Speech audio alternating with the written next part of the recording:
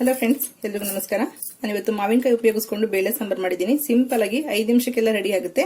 ಇದನ್ನ ಅನ್ನ ಜೊತೆ, ರೊಟ್ಟಿ ಜೊತೆ, ಮುದ್ದೆ ಅಥವಾ ಪೂರಿ, ಚಪಾತಿ, ಅಕ್ಕಿ ರೊಟ್ಟಿ ಎಲ್ಲದರ ಜೊತೆನೂ ಕಾಂಬಿನೇಷನ್ ತುಂಬಾನೇ ಚೆನ್ನಾಗಿರುತ್ತೆ. ಹಾಗೆ ಬರೀದ್ ಕೂಡ ತಿನ್ನಬಹುದು, ತುಂಬಾ ರುಚಿಯಾಗಿದೆ. ಒಂದು 5 ನಿಮಿಷಕ್ಕೆ ಪ್ರಿಪೇರ್ ಮಾಡ್ಕೊಳ್ಬಹುದು. ಇದನ್ನ ಪ್ರಿಪೇರ್ ಮಾಡೋದು ಹೇಗೆ, ಏನೇನ್ ಬೇಕಂತ ನೋಡೋಣ ಬನ್ನಿ. ನಾನು ಸಿಂಪಲ್ ಆಗಿ ಮಾವಿನಕಾಯಿ ಉಪಯೋಗಿಸಿಕೊಂಡು ದಾಲ್ ಮಾಡ್ತಾ ಇದ್ದೀನಿ. ತುಂಬಾನೇ ರುಚಿಯಾಗಿರುತ್ತೆ. ಚಪಾತಿ, ರೊಟ್ಟಿ, ಪೂರಿ ಅಥವಾ ಅನ್ನ ಎಲ್ಲದಕ್ಕೂ ತಿನ್ಬೋದು. ತುಂಬಾನೇ ರುಚಿಯಾಗಿರುತ್ತೆ. ಮುದ್ದೆ ಕೂಡ ತಿನ್ಬೋದು. ನಿಮ್ಗೆ ಯಾವ್ದು ಕಾಂಬಿನೇಷನ್ ಬೇಕೋ ನೋಟ್ ಮಾಡ್ಕೊಳ್ಳಿ. ಚಪಾತಿ, ರೊಟ್ಟಿಗೆಲ್ಲ ಹಾಕಿದ್ರೆ ಸ್ವಲ್ಪ ಗಟ್ಟಿ ಮಾಡ್ಕೊಳ್ಳಿ. ಅನ್ನ ತಿನ್ನಕಾದ್ರೆ ಸ್ವಲ್ಪ ತೆಳ್ಳಗೆ ಮಾಡ್ಕೊಂಡು ನಡೆಯುತ್ತೆ. ಏನೇನ್ ಬೇಕು ನೋಡಿ. ನಾನು ಮೊದಲಿಗೆ ಮಾವಿನಕಾಯಿ ತಗೊಂಡಿದ್ದೀನಿ. ಈ ತರ ಮಾವಿನಕಾಯಿನಲ್ಲಿ ಒಂದು 1/4 ಭಾಗದಷ್ಟೇ ತಗೊಂಡಿದ್ದೀನಿ. ಯಾಕೆಂದ್ರೆ ನಾನು ಇಬ್ರಿಗಷ್ಟೇ ಮಾಡ್ತಾ ಇದೀನಿ, ಕ್ವಾಂಟಿಟಿ ಕಡಿಮೆ ಇದೆ. ಮತ್ತೆ ಈ ಮಾವಿನಕಾಯಿ ತುಂಬಾನೇ ಹುಳಿ ಇದೆ, ಹಾಗಾಗಿ ಸ್ವಲ್ಪ ತಗೊಂಡಿದ್ದೀನಿ. ತುಂಬಾ ಹುಳಿ ಆದ್ರೂ ಕೂಡ ತುಂಬಾ ಚೆನ್ನಾಗಿರಲ್ಲ. ಮಾವಿನಕಾಯಿ ಹುಳಿ ಇದ್ರೆ ಆದಷ್ಟು ಸ್ವಲ್ಪ ಬೆಲ್ಲ ಮತ್ತೆ ಖಾರದ ಪುಡಿ ಸ್ವಲ್ಪ ಜಾಸ್ತಿ ಕೊಡಿ, ಟೇಸ್ಟ್ ಚೆನ್ನಾಗಿರುತ್ತೆ.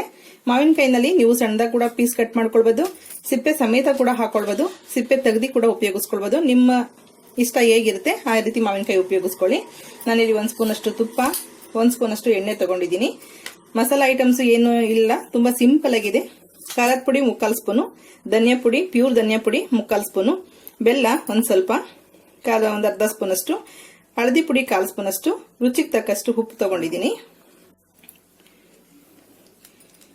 ಬ್ಯಾಡಗಿ ಮೆಣಸಿನಕಾಯಿ 1, ಕರ್ಬೇವಿನ ಸೊಪ್ಪು 1 ಕಡ್ಡಿ, ಸಾಸಿವೆ 1/4 ಸ್ಪೂನು, ಜೀರಿಗೆ 1/4 ಸ್ಪೂನು, ಬೆಳ್ಳುಳ್ಳಿ 1 ಗೆಡ್ಡೆಯಷ್ಟು ಜಜ್ಜಿಟ್ಕೊಂಡಿದ್ದೀನಿ. ಸ್ವಲ್ಪ ಶುಂಠಿ ತುರಿ ಕೂಡ ಹಾಕೊಳ್ಬಹುದು.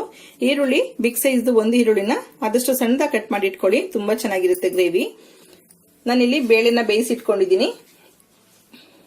ಫ್ರೆಂಡ್ಸ್, ನೀವೇನಾದ್ರು ಜಾಬ್ಗೆ ಹೋಗೋದಿದ್ದು, ನಿಮ್ಗೆ ಏನಾದ್ರು ದಿಢೀರ್ ಅಂತ ಬಂದು ಎಲ್ಲ ಹೊರಗಡೆಯಿಂದ ಬಂದೇನು ಅಡಿಗೆ ಮಾಡಕ್ಕಾಗಲ್ಲ ಅನ್ನೋದಾದ್ರೆ ಬೇಳೆನ ಒಂದು 10 ನಿಮಿಷ ನೆನೆಸ್ಬಿಟ್ಟು ಒಂದ್ ಸ್ವಲ್ಪ ಜಾಸ್ತಿ ಬೇಳೆನ ಕುಕ್ಕರ್ ನಲ್ಲಿ ಒಂದು 3 ವಿಸಲ್ ಕೂಗಿಸ್ಬಿಟ್ಟು ಫ್ರಿಜ್ ನಲ್ಲಿ ಸ್ಟೋರ್ ಮಾಡ್ಕೊಳ್ಬಹುದು. ನಿಮ್ಗೆ ಯಾವಾಗ ದಾಲ್ ಮಾಡ್ಕೊಳ್ತೀರಾ ಅಥವಾ ಬಂದ ತಕ್ಷಣ ಅಡಿಗೆ ಮಾಡೋದಕ್ಕೆ ಟೈಮ್ ಇಲ್ಲ ಅಂದಾಗ ಈ ತರ ದಾಲ್ ತಗೊಂಡ್ರೆ, ಬೇಳೆ ಬೇಯಿಸಿರೋ ನೀರಿದ್ರೆ 5 ನಿಮಿಷಕ್ಕೆಲ್ಲ ನೀವು ಸಾಂಬಾರ್ ಪ್ರಿಪೇರ್ ಮಾಡ್ಕೊಳ್ಬಹುದು. ತುಂಬಾನೇ ಟೇಸ್ಟಿ ಆಗಿರುತ್ತೆ. ನಾನು ಬೇಯಿಸಿಟ್ಟಿರೋಂತ ಬೇಳೆ ಇದು, 1 ಕಪ್ ಅಷ್ಟು ಬೇಳೆನ ಬೇಯಿಸಿಟ್ಕೊಂಡಿದ್ದೀನಿ. ಆದಷ್ಟು ಈ ತರ ದಾಲ್ ಮಾಡ್ಬೇಕಾದ್ರೆ ಬೇಳೆನ ಆದಷ್ಟು ನುಣ್ಣು ಬೇಯಿಸ್ಕೊಳ್ಳಿ. ನೀರು ಒಂದ್ ಸ್ವಲ್ಪ ಎಣ್ಣೆ ಹಾಕಿದ್ರೆ ಸಾಕು, ಉಪ್ಪೇನು ಆಡ್ ಮಾಡಿಲ್ಲ ನಾನು. ಬೇಕಾದ್ರೆ ನೀರು ಉಪಯೋಗಿಸ್ಕೊಳ್ಳೋಣ ಅಂತೇಳಿ ಸ್ವಲ್ಪ ನೀರು ತಗೊಂಡಿದ್ದೀನಿ. ಈಗ ಒಗ್ಗರಣೆ ಹಾಕೊಳ್ಳೋಣ. ಈಗ ಒಂದು ಪಾತ್ರೆ ಬಿಸಿಗೆ ಇಟ್ಕೊಳ್ಳೋಣ. 1 ಸ್ಪೂನ್ ಅಷ್ಟು ಎಣ್ಣೆ ಹಾಕೊಳ್ಳೋಣ. ಅದ್ರ ಜೊತೆಗೆ ತುಪ್ಪ ಕೂಡ ಹಾಕೊಳ್ಳಿ. ತುಪ್ಪ ಕೊನೆಯಲ್ಲಿ ಕೂಡ ಹಾಕೋದು. ಅದ್ರ ಸ್ಟಾರ್ಟಿಂಗ್ ಹಾಕಿದ್ರೆ ಈರುಳ್ಳಿ ಎಲ್ಲ ಇದರಲ್ಲಿ ಒಗ್ಗರಣೆ ಆದ ತುಪ್ಪದಲ್ಲಿ ಒಳ್ಳೆ ಟೇಸ್ಟ್ ಇರುತ್ತೆ. ಸ್ಮೆಲ್ ಕೂಡ ತುಂಬಾ ಚೆನ್ನಾಗಿರುತ್ತೆ. ಬಿಸಿ ಆಗ್ತಿದ್ದಂಗೆ ಸಾಸಿವೆ ಮತ್ತೆ ಜೀರಿಗೆ ಹಾಕೊಳ್ಳೋಣ.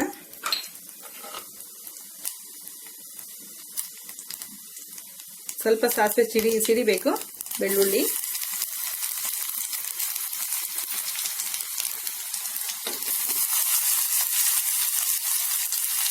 ಈರುಳ್ಳಿ, ಕರಿಬೇವು, ಬ್ಯಾಡಗಿ ಎಲ್ಲ ಈರುಳ್ಳಿ ಹಾಕೊಂಡಿದ್ದೀನಿ. ಸ್ವಲ್ಪ ಚೆನ್ನಾಗಿ ಫ್ರೈ ಮಾಡಿ. ಈರುಳ್ಳಿ ಸ್ವಲ್ಪ ಕಲರ್ ಚೇಂಜ್ ಆದಷ್ಟು ಫ್ರೈ ಮಾಡ್ಕೊಳ್ಳಿ. ಈಗ ಮಾವಿನಕಾಯಿ ಪೀಸ್ಗಳಿತ್ತಲ್ಲ ಅವನ್ನ ಹಾಕೊಳ್ಳೋಣ. ಅವನ್ನ ಕೂಡ ಒಂದು ಅರ್ಧ ನಿಮಿಷದಷ್ಟು ಎಣ್ಣೆನಲ್ಲಿ ಫ್ರೈ ಮಾಡಿ. ತುಪ್ಪ ಮತ್ತೆ ಎಣ್ಣೆ ಹಾಕಿದೀವಲ್ಲ, ಅದು ಫ್ರೈ ಆದ್ರೆ ಸ್ವಲ್ಪ ಟೇಸ್ಟ್ ಚೆನ್ನಾಗಿರುತ್ತೆ. ಮಾವಿನಕಾಯಿ ತುಂಬಾ ಸಾಫ್ಟ್, ಬೇಗ ಬೆಂದೋಗುತ್ತೆ ಸಾಂಬಾರ್ಗಳಲ್ಲಿ ಅಥವಾ ಚಿತ್ರಾನ್ನ ಆ ತರ ಏನಾದ್ರು ಮಾಡಿದಾಗ. ಹಾಗಾಗಿ ನಾವು ತುಂಬಾ ಕುದಿಸ್ಬೇಕಂತನೂ ಇಲ್ಲ. ಬೇಳೆ ಎಲ್ಲ ಬೆಂದಿರೋದ್ರಿಂದ ಪೌಡರ್ನೆಲ್ಲ ಇದಕ್ಕೆ ಹಾಕಿ ಮಿಕ್ಸ್ ಮಾಡಿದ್ರೆ ರೆಡಿ ಆಗುತ್ತೆ. ಒಂದು 5 ನಿಮಿಷಕ್ಕೆಲ್ಲ ನೀವು ಆರಾಮಾಗಿ ಪ್ರಿಪೇರ್ ಮಾಡ್ಕೊಳ್ಬಹುದು. ಮಾವಿನಕಾಯಿ ಇಲ್ಲ ಅನ್ನೋದಾದ್ರೆ ನಾನು ಮಾವಿನಕಾಯಿ ಬೇಳೆ ಸಾರು ಮಾಡ್ತಿರೋದ್ರಿಂದ ಮಾವಿನಕಾಯಿ ಹಾಕಿದ್ದೀನಿ. ಮಾವಿನಕಾಯಿ ಇಲ್ಲ ಅನ್ನೋದಾದ್ರೆ 1-2 ಟೊಮೊಟೊನ ಹೆಚ್ಚಿಬಿಟ್ಟು ಹಾಕೊಳ್ಬಹುದು. ನೋಡಿ, ಈಗ ಇದು ಮಿಕ್ಸ್ ಆಗಿದೆ. ಈಗ ತಗೊಂಡಿರೋಂಥ ಪುಡಿ ಏನೇನಿತ್ತು, ಬೆಲ್ಲ ಒಂದು ಕೊನೆಯಲ್ಲಿ ಹಾಕೊಳ್ಳೋಣ. ಎಲ್ಲ ಪುಡಿಗಳು, ಉಪ್ಪು ಎಲ್ಲಾನು ಈಗಲೇ ಹಾಕೊಳ್ಳೋಣ. ಸ್ಟವ್ ಸಿಮ್ ಮಾಡ್ಕೊಳ್ಳಿ. ಉಪ್ಪು ಹಾಕಿರೋದ್ರಿಂದ ಮಾವಿನಕಾಯಿ ಎಲ್ಲ ನೀರು ಬಿಡುತ್ತೆ. ಸ್ವಲ್ಪ ಪೌಡರ್ಗಳೆಲ್ಲ ಹಾಕಿರೋದ್ರಿಂದ ಒಂದು ಅರ್ಧ ನಿಮಿಷದಷ್ಟು ಸಿಮ್ಮಲ್ಲಿ ಇಟ್ಕೊಂಡು ಚೆನ್ನಾಗಿ ಫ್ರೈ ಮಾಡ್ಕೊಳ್ಳಿ. ಆ ತುಪ್ಪ ಹಾಕಿರೋದ್ರಿಂದ ಎಷ್ಟೊಂದು ಒಳ್ಳೆ ಸ್ಮೆಲ್ ಬರ್ತಾ ಇದೆ.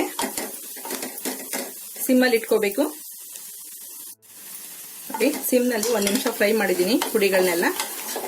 ತಳ ಹಿಡಿಬಾರ್ದು ಪುಡಿ. ನೋಡಿ, ಸ್ವಲ್ಪ ಲಿಕ್ವಿಡ್ ತರನೂ ಆಗಿದೆ. ಮಾವಿನಕಾಯಿ ಎಲ್ಲ ಸ್ವಲ್ಪ ಸಾಫ್ಟ್ ಆಗಿ ನೀರು ಬಿಟ್ಕೊಂಡಿದೆ. ಹುಳಿ ಅಂಶ ಇರೋದ್ರಿಂದ ಉಪ್ಪು ಹಾಕಿದ ತಕ್ಷಣ ನೀರು ಬಿಟ್ಕೊಳ್ಳುತ್ತೆ. ಬೇಳೆ ಬೇಯಿಸಿದೀವಲ್ಲ ಅದನ್ನು ಹಾಕೊಳ್ಳೋಣ. ಬೇಳೆಗೆ ಏನಾದ್ರು ಉಪ್ಪು ಹಾಕಿದ್ರೆ ನೀವು ದಾಲ್ಗೆ ಉಪ್ಪು ಹಾಕ್ಬೇಕಾದಾಗ ನೋಡ್ಕೊಂಡು ಉಪ್ಪು ಹಾಕೊಳ್ಳಿ. ಸ್ವಲ್ಪ ಬೆಲ್ಲ ಹಾಕೊಳ್ಳೋಣ. ನಿಮ್ಗೆ ಯಾವ ಹದಕ್ಕೆ ಬೇಕಾಗುತ್ತೆ ಅಷ್ಟು ನೀರನ್ನ ಹೆಚ್ಚಿಸ್ಕೊಳ್ಬಹುದು. ತೊಗರಿ ಬೇಳೆ ಆದಷ್ಟು ಸ್ವಲ್ಪ ತಣ್ಣಗಾಗ್ತಿದ್ದಂಗೆ ಗಟ್ಟಿ ಆಗ್ತಾ ಇರುತ್ತೆ. ನೀವು ಅನ್ನಕ್ಕಾದ್ರೆ ಇನ್ನು ಸ್ವಲ್ಪ ನೀರು ಹಾಕೊಳ್ಳಿ. ಚಪಾತಿ ಅಥವಾ ರೊಟ್ಟಿಗಾದ್ರೆ ಇಷ್ಟಾದ ಸಾಕಾಗುತ್ತೆ. ನಾನಿಲ್ಲಿ ರೊಟ್ಟಿಗೆ ಮಾಡ್ಕೊಳ್ತಾ ಇದ್ದೀನಿ. ರೊಟ್ಟಿ ಮತ್ತೆ ಅನ್ನ ಎರಡೂ ಇದೆ, ಎರಡಕ್ಕೂ ಮಾಡ್ಕೊಳ್ತಿದ್ದೀನಿ. ಒಂದೆರಡು ನಿಮಿಷ ಕುದ್ರೆ ಸಾಕು, ರೆಡಿಯಾಗಿದೆ ಸಾಂಬಾರು. ನೋಡಿ, ಒಂದೆರಡು ನಿಮಿಷ ಕುದಿಸಿದ್ರೆ ಸಾಕು. ಚೆನ್ನಾಗಿ ಕುದೀತಾ ಇದೆ. ಬೇಳೆ ಎಲ್ಲ ಬೆಂದಿರೋದ್ರಿಂದ ತುಂಬಾ ಕುದಿಸ್ಬೇಕಂತಿಲ್ಲ. ಈಗ ಸ್ಟವ್ ಆಫ್ ಮಾಡೋಣ. ಮಾವಿನಕಾಯಿ ಕೂಡ ನೀವು ಸ್ಟವ್ ಆಫ್ ಮಾಡಾದ್ಮೇಲೆ ಒಂದು 5 ನಿಮಿಷ ಸರ್ವ್ ಮಾಡೋದು ಲೇಟ್ ಅಂದ್ರೂ ಕೂಡ ಬೇಗ ಸಾಫ್ಟ್ ಆಗಿ ನೋಡಿ ಮಾವಿನಕಾಯಿ ಬೇಗ ಬೇಯುತ್ತೆ. ನಿಮ್ಗೊಂದು 2-3 ನಿಮಿಷದಲ್ಲೆಲ್ಲ ಮಾವಿನಕಾಯಿ ಬೆಂದೋಗುತ್ತೆ. ಈ ಬಿಸಿಗೆ ಬೆಂದೋಗುತ್ತೆ. ಅಷ್ಟು ಬೆಂದ್ರೆ ಸಾಕು. ಕೆಲವರಿಗೆ ಹೋಳುಗಳು ತಿನ್ನೋದಿಗೆ ಇಷ್ಟ ಆಗುತ್ತೆ. ನಮ್ಮ ಮನೇಲಿ ಇಷ್ಟಪಡೋದ್ರಿಂದ ಸ್ವಲ್ಪ ದಪ್ಪ ಹಾಕಿದೀನಿ. ನಿಮ್ಗೆ ಇಷ್ಟಪಡಲ್ಲ ಅನ್ನೋದ್ರೆ ಕೊನೆಯಲ್ಲಿ ಹಾಕೊಳ್ಳಿ, ನಿಮ್ಗೆ ಹೆಂಗ್ ಬೇಕೋ ಹಂಗ್ ನೋಡ್ಕೊಳ್ಳಿ. ಸ್ವಲ್ಪ ಕೊತ್ತಂಬರಿ ಸೊಪ್ಪು ಹಾಕ್ಬಿಟ್ಟು ಸ್ಟವ್ ಆಫ್ ಮಾಡ್ತಾ ಇದ್ದೀನಿ. ಮೇಲ್ಗಡೆ ಇನ್ನು ಸ್ವಲ್ಪ ತುಪ್ಪ ಹಾಕೊಳ್ಳೋಣ. ಓಕೆ, ರೆಡಿಯಾಗಿ ನೋಡೋದಲ್ಲ ಮಾವಿನಕಾಯಿ ಬೇಳೆ ಸಾರು ಎಷ್ಟು ಬೇಗ ಆಯ್ತು ಅಂತೇಳಿ.